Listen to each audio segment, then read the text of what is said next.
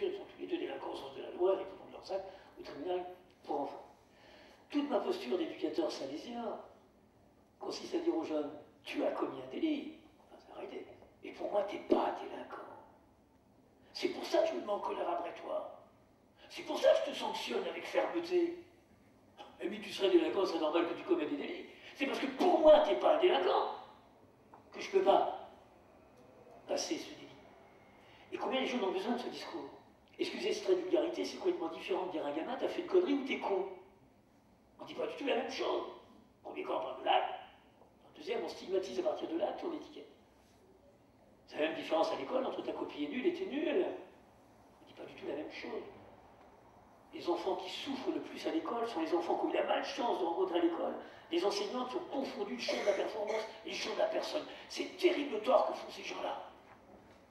Qui, au lieu de dire ta copie vaut 2, font passer comme message tu vaux 2. Il y a des bonnes et des mauvaises copies, il n'y a pas de bons et de mauvais élèves. Comment on peut parler comme ça, un mauvais élève? Élève, c'est une personne. Comment elle pourrait être mauvaise? Comment elle pourrait être mauvaise? Parlons de bonnes et de mauvaises copies, parlons de délit. Mais je crois que aider ces jeunes à se construire, c'est porter sur eux ce regard.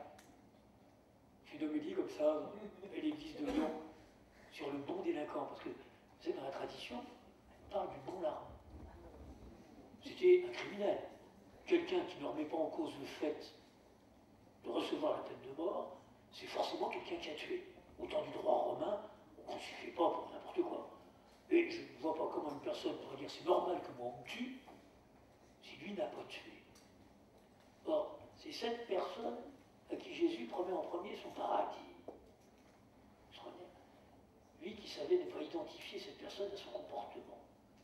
Et je disais à mes chers paroissiens, suite à des incendies de voitures qui avaient lieu sur le quartier, et si on apprenait à parler des bons délinquants?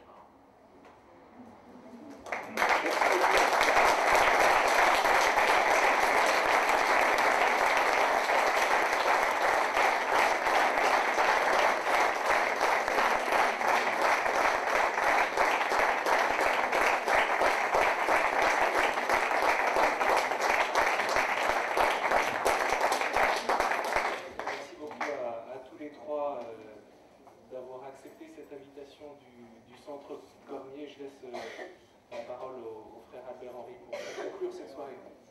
Bon, merci beaucoup. Donc, la conclusion veut dire tout simplement grand merci à mon cadre, monsieur Étienne Lorayen, pour l'avoir animé. J'ai toujours beaucoup d'admiration pour les animateurs, parce que moi je ne serais certainement pas. Père Petit-Clair, merci beaucoup, monsieur Bourga, et aussi Cyril Tisserand pour votre témoignage, pour votre participation à cette soirée. C'était très animé, très intéressant, et j'en suis sûr, nous avons certainement encore beaucoup de choses à digérer, à discuter, peut-être aussi après. Un grand remerciement est quand même aussi dû aux initiateurs de cette soirée. Donc il y a Estelle et Christophe Brusset. Donc Estelle aussi qui a fait les vidéos,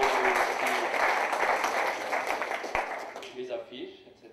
Et aussi à Véronique et Olivier Massin qui nous ont aussi accompagnés pour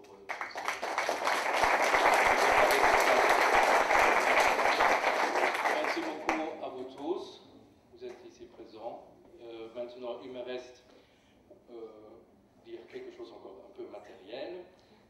Vous trouverez à l'extérieur sur la table quelques brochures du Rocher, aussi de différentes associations qui ont été nommées. Aussi, bien sûr, quelques brochures du Centre Cormier. Il y a des conférences de carême qui s'annoncent.